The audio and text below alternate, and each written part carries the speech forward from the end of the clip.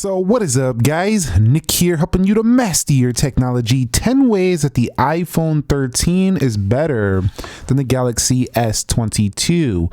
Now, my last episode, I told you I would make the follow-up to that video, which was 10 ways the Galaxy S22 is better than the 13. But here are my reasons after using the 13 why I think this is the better choice over the Samsung Galaxy S22. We're going to begin with the display panel sharpness. Now, of course, we talked about how the Galaxy S22 does have the better overall, saturation. The 120 hertz has that, but the iPhone has one thing up its sleeve, which I do like, which would be it's just a little bit sharper. It has a higher pixel density. So this phone right here will give you that 460 ppi, which is higher than like the 420 on the Galaxy, which uses a 1080p display. The iPhone 13 uses a higher than a 1080p display, which I do like. So even though it's not as smooth with the 60 hertz, it's still sharper. So that's something I really like about the iPhone 13, and it's a way that I think it's a little bit better than the Galaxy S22. Don't get that confused for saying it's an overall better display. I'm just saying it's a sharper panel.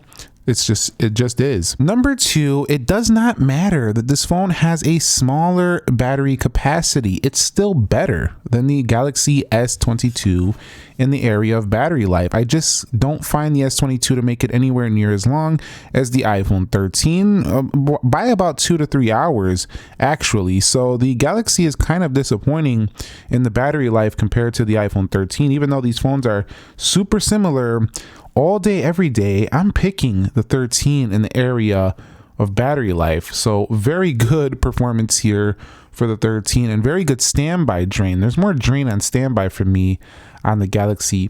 If you use both of these, you'll just find that yes, the Galaxy charges faster, but the iPhone 13 is just better and the battery life, just point blank. There's no other way to put it. It's something that really matters day to day. You don't have to think too much about a charger. The next one is I like the Apple A15 performance and efficiency. Now, while this doesn't have the 120 hertz display, which it should, I think, for this price point at $799, $829, this phone still performs basically perfect. There's no issues with the everyday performance, general usage. The A15 is just rock solid in pretty much every area. Now, you will get reloads because it has 4 gigabytes of RAM if you have a lot of stuff open. But at the same time, the actual performance is good. The efficiency is really strong. The phone doesn't get warm or too hot or warm under heavy use, gaming, stuff like that. I find this thing to stay pretty cool to the touch. It's a super efficient CPU. So I love having the Apple A15 Bionic in here. I just think it's a really great chip. And yes, you can get the Snapdragon 8 Gen 1 in here, which is 4 nanometer versus 5 nanometer, but the A15 still benchmarks higher. So that whole 4 nanometer, 5 nanometer doesn't seem to matter too much when it comes to the real world use because the A15 is still more powerful. The next one reason that the Samsung loses out here to the iPhone 13 and the iPhone 13 is just straight up better is still the software updates. Now you could say, well, Samsung's promising 4 years now, Nick. I know that they are doing that, but at the same time, I got to tell you right here that if I go to software updates, I'm getting them way more frequently for the iPhone 13, which is something that I don't see on my Samsung. Yes, I do get them, but they come late. They come scattered. They're not coming at the same time. It's annoying. Yes, I don't want to see like a news article, oh, my Samsung got the Galaxy update for April or whatever, and I'm still waiting for it 2 weeks later. That stuff annoys me. Whereas if I tell you Apple just launched an update, everybody's getting the update. So the software updates just much better still on the iPhone 13, and it'll probably outlast the length of your ownership, to be quite fair with you. Number 5 is the camera performance. I would say is a little bit more consistent in that it's just easier to get a really good shot here. I find sometimes the shutter speed's a little slow on the Samsung, and like right there, you seen that? Like there was just a little delay on that. With the iPhone, it's just always very fast to take a photo and stuff like that. And even though Samsung does throw in a ton of features, and I did rave about its 8K and stuff like that, the video performance, the overall consistency and reliability of the iPhone 13 camera is likely to please most people. Most people are probably not going to care about all those extra features just because this one just takes amazing photos and videos, and it does it super easily. So Yes, even though I talked a big game about the S22, I will tell you the cameras on the iPhone 13 are a little bit more consistent. They're a little bit, I found the portrait mode to be better as well.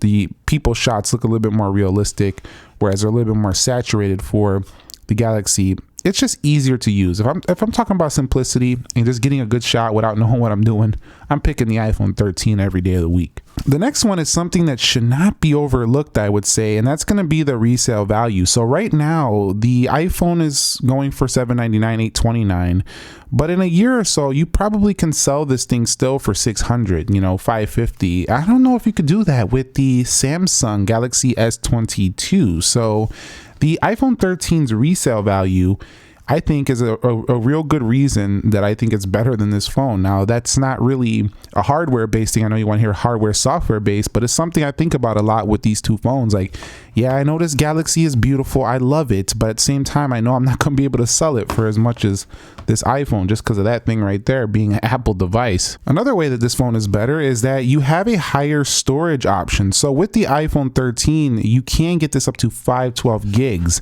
Now, this has more RAM at 8 gigs, but you can't get more actual memory, like storage memory right here, which would be up to 512. Now I get 128. You can get 128 here and 256 gig, but no option for 512. And because Samsung wanted to take away features with no SD card, super lame, this phone now doesn't have that benefit over the Apple iPhone. It's just a 256 and that's it. Use our Samsung Cloud, pay the storage. That's annoying. Like, they used to have SD card. Right here, we do have the ability to go to 512 hardware-based storage on the iPhone 13. That is definitely a better option. At number 8, this one actually is a little bit more durable if you do get it wet. You can go up to 6 meters, 30 minutes. This one's 1.5 meters. So I'd be a little bit more concerned with the Samsung if I drop this in water.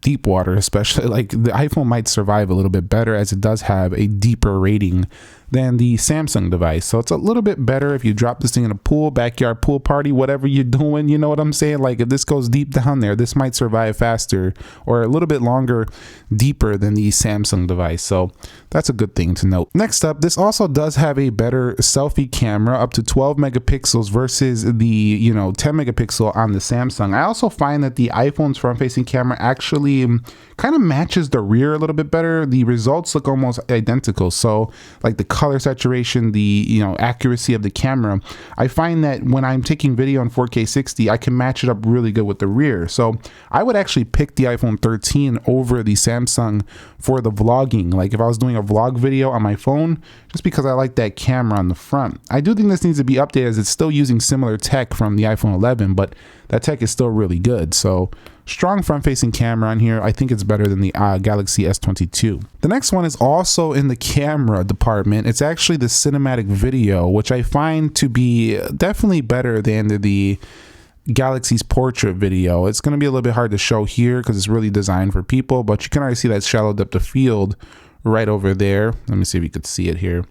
It's a little bit hard to show with this angle. This is not the best example, but if you go to the Samsung, you can see right here, they have portrait video.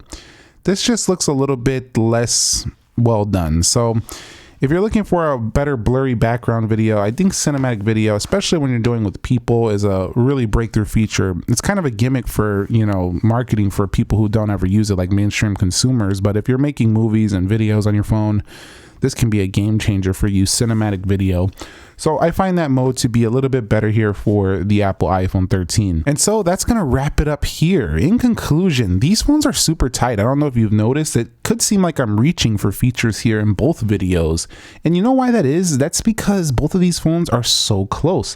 Like, this is like the best, standard style Android phone right now. And this is the best standard iPhone. I think both of these are compromises though. You are giving up certain things on the iPhone, like no telephoto camera, no 120 hertz, but you're giving up battery life on the Samsung to get those extra features, and you're also getting a little bit less sharp display, but you're also getting 120 hertz. So both of these phones do compromise in a lot of areas, but this was the 10 ways I find the iPhone to be the better experience. Now, if you want to know the opposite, why the Samsung is better, I did 10 ways on that. You can check out that video right here and let me know your thoughts on why you think the iPhone 13 is better than the Samsung down below. I will catch you all in the next episode. Thank you very much for watching. Be sure to be well, and peace.